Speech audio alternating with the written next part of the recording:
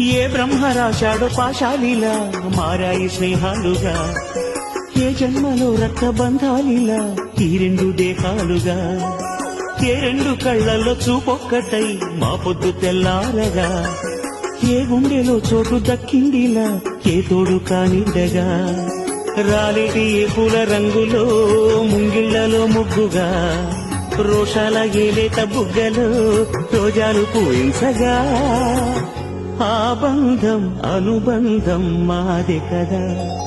చిన్ని చిన్ని ఈ పువ్వులు చూసి జాబిలి నవ్వింది, సిరి వెన్నెల జల్లింది.